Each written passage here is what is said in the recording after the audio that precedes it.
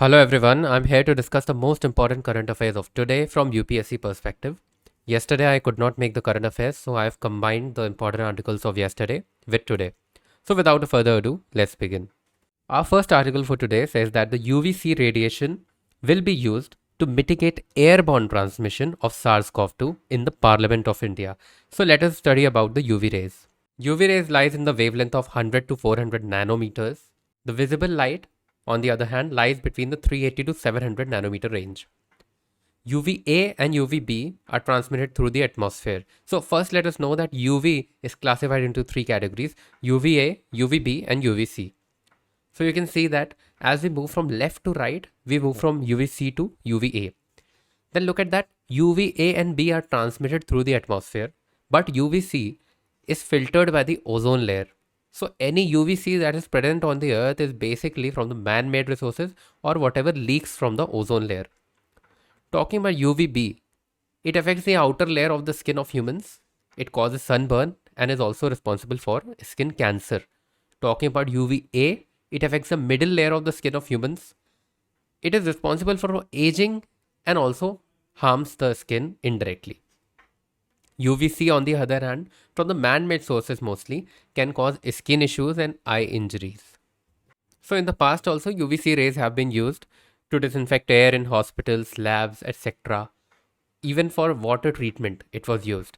But it has always been used in the absence of human being, as it can damage tissues. However, recently few studies have said that it does not harm the mammalian skin, but can kill the bacteria and virus on the surface of our skin. So that is why UVC will be used in the Parliament of India to disinfect people. Let's move to the next article. It says that the inflation will persist at elevated levels for a while, and this has been said by the Reserve Bank of India. So basically, we have discussed a lot about inflation. Inflation has been in the news for the past so many months. Inflation has been at an all-time high. In May, we saw that the retail inflation or the consumer price index inflation, it breached 6% mark and reached to 6.3%. This time for the month of June, it is somewhat low, 6.26%. You can consider that 6.3 only. So the idea of this article is that RBI is saying that because currently the economy is undergoing lockdown, the supply chain is affected. So due to the supply shocks, inflation will mostly be on the higher side. RBI has time and again also cleared that RBI's focus currently is growth while keeping an eye on the inflation. This article talks about India's investments in Afghanistan and how the Taliban is a threat not only to India's diplomatic relations in Afghanistan, but also its $3 billion investments done over a period of 20 years. So first of all, let us see Afghanistan on the map. This is Afghanistan, this is India. Note that Afghanistan is a landlocked country, while India is a peninsula. It's surrounded by water on three sides. India's region, that is the Pakistan occupied Kashmir, it does share a border with Afghanistan, but on the website of the Ministry of Home Affairs, we do not see the mention of India sharing a border with Afghanistan. Although, note that the Pakistan occupied Kashmir shares a 106-kilometer long border, and the border between Pakistan and Afghanistan is known as the Durand Line. The border between India and China is known as the McMahon Line, and the border between India and Pakistan is called the Radcliffe Line. Also, the border between India and Bangladesh is called the Radcliffe Line. You know that Bangladesh was known as the East Pakistan and all. So it is by far the only group where India and Afghanistan are members. You can see that the other members of SAARC include Bangladesh, Bhutan, India, Maldives, Nepal, Pakistan and Sri Lanka. Of course, Afghanistan is also there. So now let us look at the important projects built by India and Afghanistan. So the first one that comes in the article is the Salma Dam. So Salma Dam, 42 megawatt hydropower and irrigation project in the Herat province of Afghanistan. It was inaugurated in 2016. It is also known as India-Afghanistan Friendship Dam. You can see on the photo also it's written India-Afghanistan Friendship Dam. It is actually written on that dam. The next is the Zaranj-Dilaram Highway. It is built by the Border Road Organization.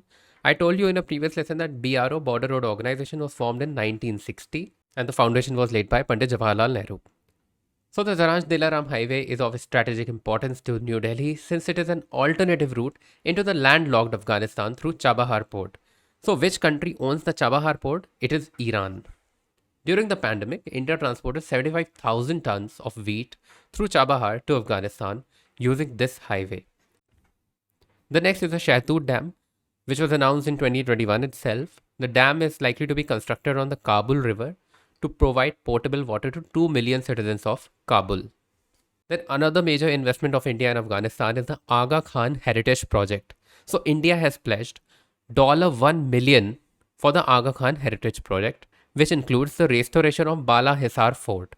So which is originally from the 6th century. The Bala Hisar Fort was also used as a residence by Shah Jahan and some parts were rebuilt by Jahangir. Another important point to note is that India-Afghanistan trade stands at $1.3 billion. It is heavily tilted towards India, which means that India exports a lot more than it imports from Afghanistan. India exports 900 million of goods and it imports 500 million approximately goods. So the exports to Afghanistan include a lot of things. They include computers, they include pharmaceuticals, etc. Talking about imports from Afghanistan, they are mostly dry fruits. This editorial from The Hindu comments on the draft population control law of the Uttar Pradesh. The article says that the total fertility rate of Uttar Pradesh currently is 2.7 and the state targets to reduce it to 2.1 by 2026. What do you mean by TFR or total fertility rate? It is the number of children a woman is likely to bear during her lifetime. So why this magical number 2.1? Basically, whenever a state or a country reaches this level of total fertility rate, that is 2.1, the population becomes stable. That means the number of people dying is equal to number of people being born, and that is how the population becomes stable. So the article says that the law abstaining childbirth, that is limiting the number of children, does not work as is seen from the various global examples. The author says that the bill might be well-meaning, but its provisions are shady. For example, there is denial of government job or promotion if two-child policy is being breached.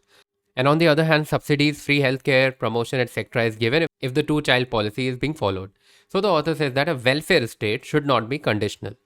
The article also mentions that there are certain problems with the bill, such as the sex ratio will get worsened because people will now hope for having two children, and that in those two children they would like to have a son and a daughter. So if there is a daughter, the second child is a daughter, they will like to abort it and get a son instead. So that is how the author puts the argument against this bill. Let us now look at what the term welfare state means as mentioned in the article. So the welfare state is a concept of the government in which the state plays a key role in protection and promotion of the economic and social well-being of its citizens.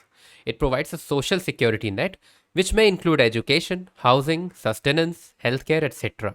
So the idea of the welfare state is presented in the directive principles of state policy, which is mentioned between the articles 36 to 51 in part 4 of the Indian Constitution. The DPSP resemble the instrument of instructions which were enumerated in the Government of India Act 1835. The DPSP has been derived from the Constitution of Ireland. The directive principle of state policy, article number 37, states that the directive principles are non-justiciable in nature. That means you cannot argue for it in the court. But nevertheless, it is fundamental in the governments of the country, and it shall be the duty of the state to apply these principles in making laws. Another important directive principle is the Article 41. The state shall, within the limits of the economic capacity and development, make effective provisions for securing the right to work, to education, and to public assistance in case of unemployment, old age, sickness, disablement, and in other cases of undeserved want. The next article says that Ayush Mission will remain centrally sponsored until 2026. So let us now look at what centrally sponsored means. All the government schemes are basically divided into two categories: centrally sponsored and centrally sectored. When the scheme is centrally sponsored, the burden or the corpus is shared by the states as well as the center. Usually it is 60-40, that is the center contributes 60 and the states 40. But in case of northeastern states, it is 90:10. On the other hand, when a scheme is centrally sectored, it basically means that the entire corpus or the entire sum is being contributed by the central government. For example, schemes like PM Kisan are centrally sectored scheme. while here the Ayush mission is centrally sponsored. So now let us read about the Ayush mission. The Ayush mission was launched in September 2014 by the Department of Ayush under the Ministry of Health and Family Welfare during the 12th plan for the implementation through states and union territories. Now it is implemented by the Ministry of Ayush. It aims to develop and promote traditional and non-conventional systems of healthcare. The full form of Ayush is Ayurveda, Yoga and Naturopathy, Unani, Siddha, and Homeopathy. The next article says that renewable energy makes 37% of India's power capacity. So this was mentioned in the Reach for the Sun report, which was published by UK's Carbon Tracker and the Council on Energy, Environment and Water. Council on Energy, Environment and Water. So let us look at other aspects of India's renewable energy programs. So currently, India has a target of 175 gigawatt renewable energy by 2022. India has set another ambitious target of 450 gigawatts of renewable energy by 2025. So this graph here, it shows that India's 2022 renewable energy program is highly dependent on the solar infrastructure. The next in line is the wind energy, then the biomass, and then small hydel projects. So that's all for today from my side. Do write in the comment section if you have any query regarding a particular topic. Thank you so much.